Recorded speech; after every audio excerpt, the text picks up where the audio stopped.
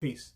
I'm Frank and welcome to the One Black Perch Publishing channel. In this video, I'm going to share some journaling techniques and tips to promote mental clarity, enhance our self-awareness and perspective, and become better writers too, even if that's not necessarily the goal. Today's world is overloaded with well-crafted distractions competing for our attention, making it harder and harder for us to focus on the things we'd like to give our attention to most, like being present and in tune with conversations with friends and family, critical tasks in our work, staying consistent with our healthiest habits, or getting deliberate rest. Distractions can literally disrupt everything in our lives. Journaling isn't all about reflecting on only the inconvenient and uncomfortable or tragic events all the time. You also want to journal to acknowledge the joy and fulfillment in your life too, when things are going well. I learned to lean on journaling as a companion to help me zoom out and see my way to the next step or stage. If you are a writer though, journaling can prime your mind for other types of writing. You can stumble across new ideas for books to write, or topics you hadn't thought about writing before. It's easy to let journaling slide to the background in favor of your current project, but setting aside that time just for you to write it can alleviate a lot of stress. But let's get into some of my favorite journaling techniques and approaches. First thing you want to do is designate a place and time to write. I'm up early, so I often write before sunrise at a small desk in our family room. Some people are more comfortable with typing than handwriting. I prefer handwriting, so I have journals and notebooks on standby, but do what works best for you. Open up a doc or download a journaling app from your app store if you prefer that. Okay, so the first journaling technique is a very common one called free writing or brain dumping. An often cited book for creative writers is The Artist's Way by Julia Cameron, and in it she suggests morning pages, which are our very first unfiltered thoughts of the day. She says you want to write 3 pages nonstop. Don't think. It might be a reflection, a memory, a list of tasks, or the names of loved ones might even pop up randomly. Write it all down. It might even remind you to call them later. Or you might write about the last time that you were together, or share a story that crystallizes how you came to value them. Don't worry about if the next sentence is at all related to the prior sentence. You're not editing or crafting anything. You're just dumping. Another kind of journaling is journaling for self-development or self-improvement. Just pick a category.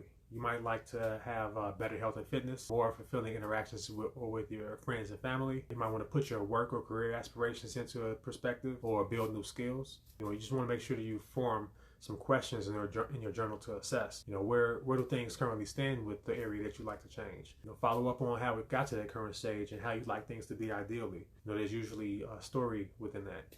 Asking questions helps us visualize and take steps towards alternatives. We usually have the answers to even our deepest questions and desires already. The third is one I honestly don't do enough, which is writing a letter to a past or future self.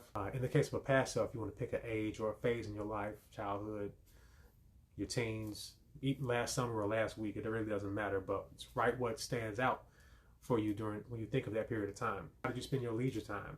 What were the moments in your professional life like? What stands out during that time? What unhealthy habits were you partaking in that were affecting you, that you weren't aware were affecting you back then? In terms of past self, you just want to really write what you see, and hopefully write and do so with compassion, right?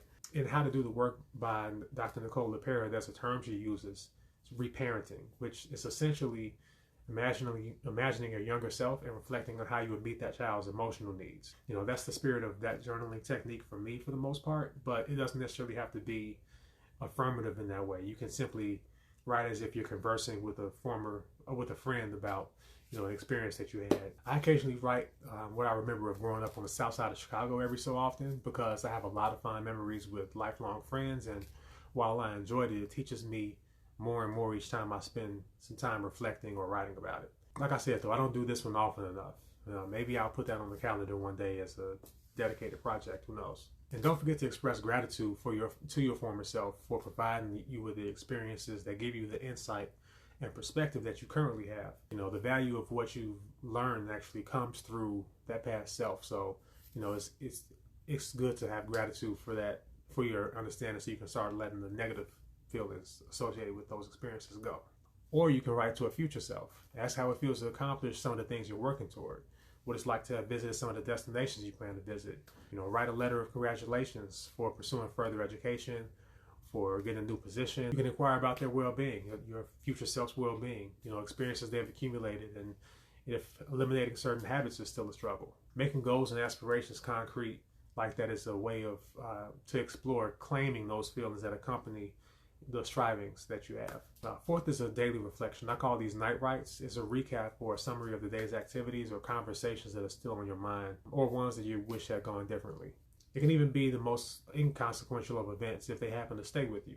I have a lot of rabbits near my home, so when I take my daily walk, I sometimes get within a few feet of them without realizing it.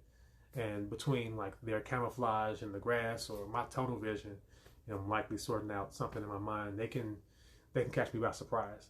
But on days when I notice them and from a distance and they're not moving, they don't run off.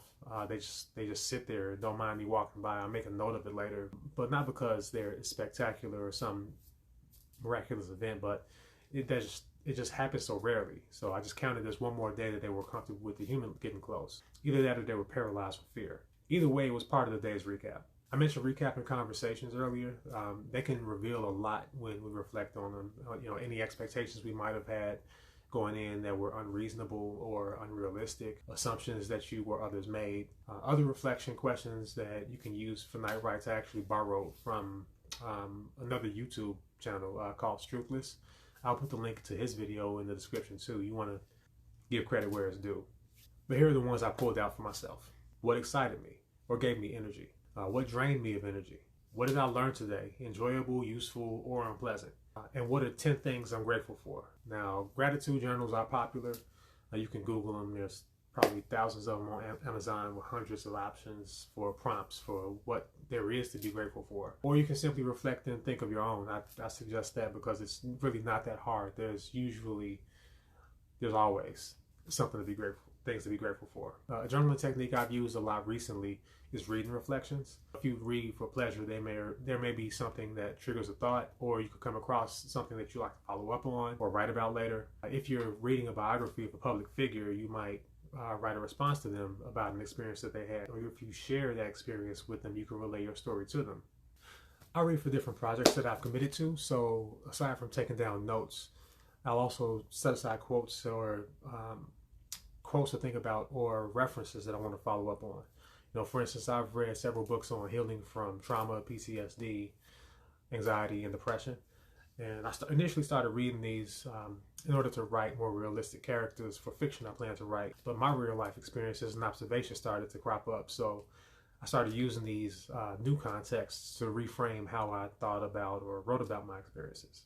If I applied practices or tips from the text, then I'd occasionally journal about how that was going too. If you listen to podcasts, YouTube videos of interview series, or listen to audiobooks, same concept. You want to jot down what resonates and then use those as prompts in your own writing. It's a really easy way to integrate what you're consuming into your life.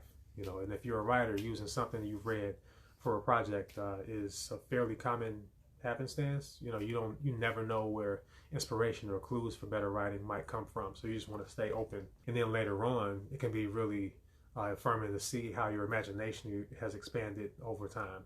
Okay, so the last technique I want to share is one-word prompts.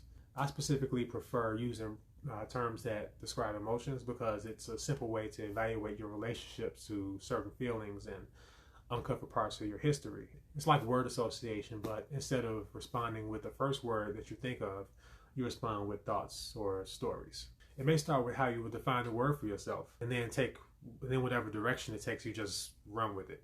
One of the books I finished a while ago is A Fearless Heart: How the Courage to be Compassionate Can Transform Our Lives by Thupten Jinpa. He's a longtime translator for the Dalai Lama and a professor of Tibetan Buddhist philosophy.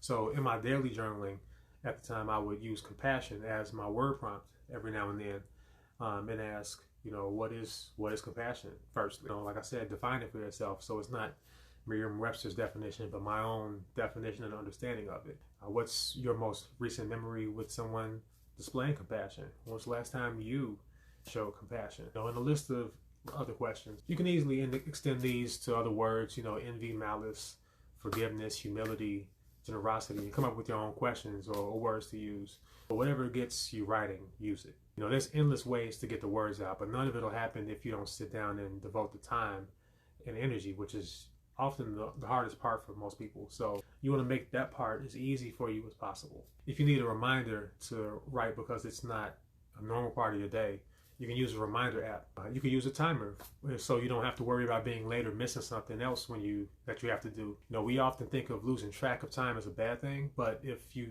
using a timer, losing your sense of time is actually what you want.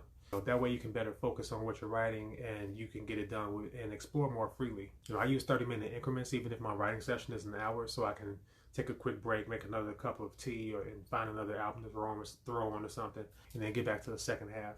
You can even title your reminders for whatever prompt you're going to use for your writing time, so you're not searching for ideas or trying to come up with something on the spot. You want to make the process as frictionless as possible.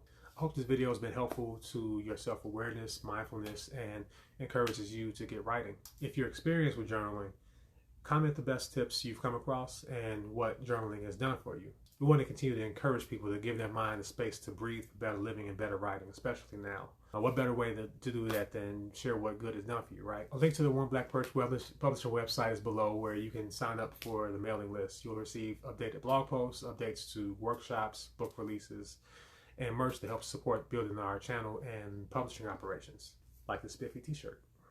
Also subscribe for future videos on writing, book editing, book recommendations for writers, and much more. Now, go forth and be great. Thanks for watching.